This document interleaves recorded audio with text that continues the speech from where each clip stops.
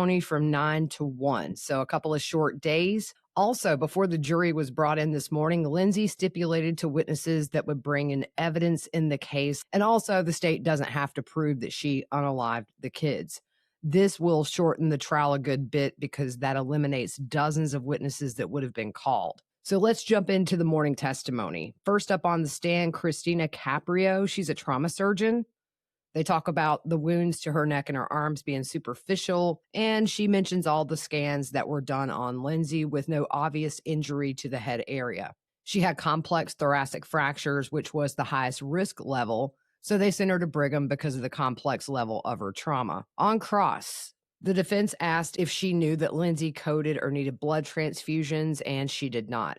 EMS did not share there was a large amount of blood at the scene, and scans could show intra-abdominal blood loss to account for why she lost so much blood. If there's a large amount of blood loss, she said EMS would let her know. The defense said that Lindsay had low blood pressure. She said that when Lindsay was brought in, it was normal. However, she did drop after she was intubated, and the injury itself can cause blood pressure issues.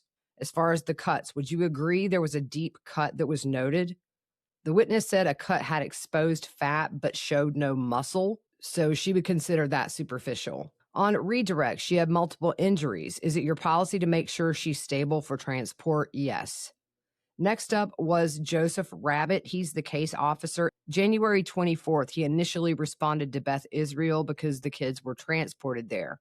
He was sent to check on the status of the kids and also to document the victims. He also assisted with the search warrant execution, and they show some photos. One of the island in the kitchen.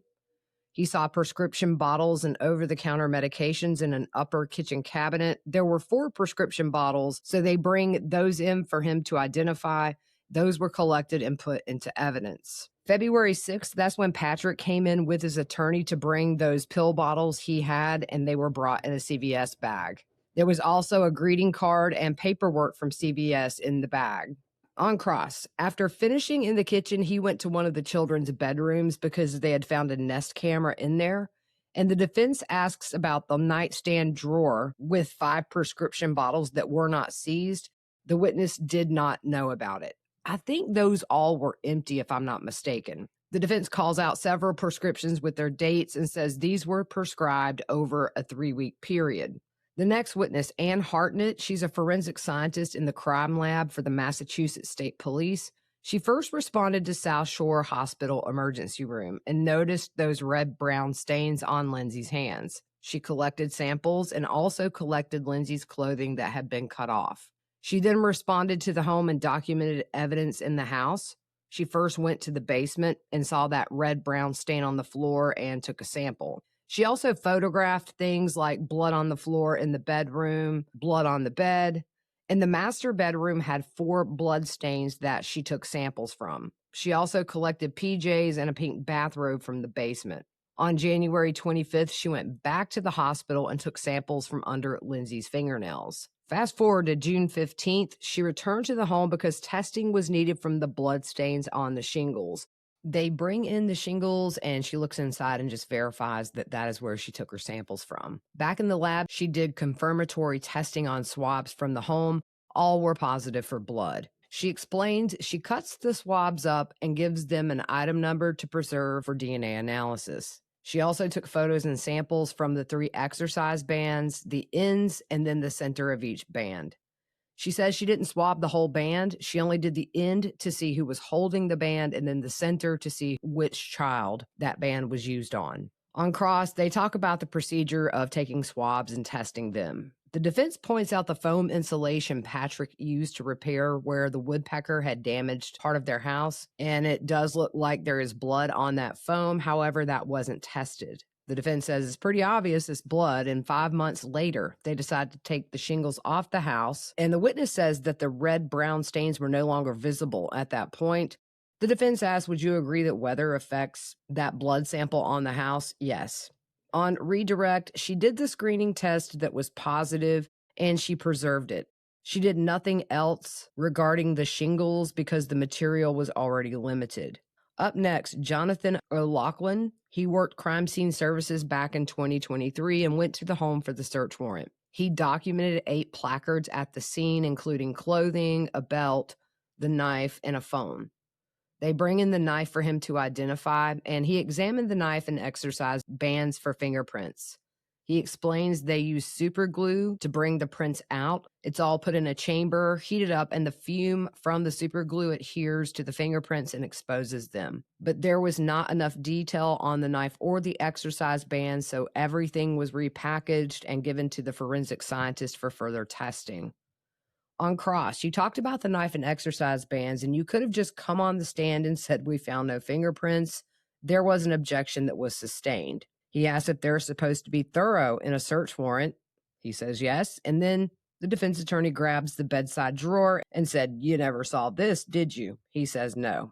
Next up, Hillary Griffiths. She's with the Massachusetts State Police Crime Lab.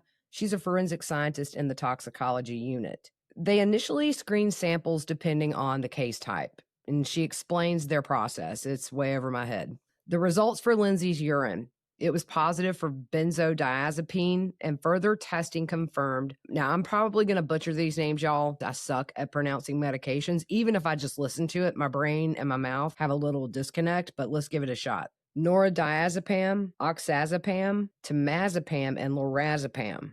Diazepam breaks down into the 3 other substances, and she can't tell if it's one drug or if it's multiple. As far as the blood test for benzodiazepines, she tells the amounts, and I suck at math, so I'm not going to relay that nanogram stuff. She put all that together in a batch file and gave it to another person for a peer review. There were tests for other drugs in this batch, but that was not her responsibility. On cross, he names off the drugs found in her system, and one was a metabolite, and that means the product is broken down before you excrete it. There were also no illegal drugs or alcohol found in her system. The next witness, Lisa Yell, she's formerly with the Massachusetts State Police Crime Lab in the Toxicology Unit. She did a general unknown screen, which tests for hundreds of different prescription meds and also drugs of abuse. It's only identifiable, so you don't get a level of what was in the system if anything is found. They found several different components, including trazodone and that metabolized quanapine and retazepine. She did say there was an issue with the syringe during the test. It got stuck in the batch run, which typically takes 24 to 48 hours.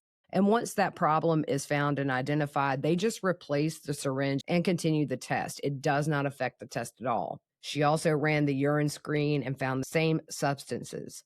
She sent a summary and it's sent for peer review.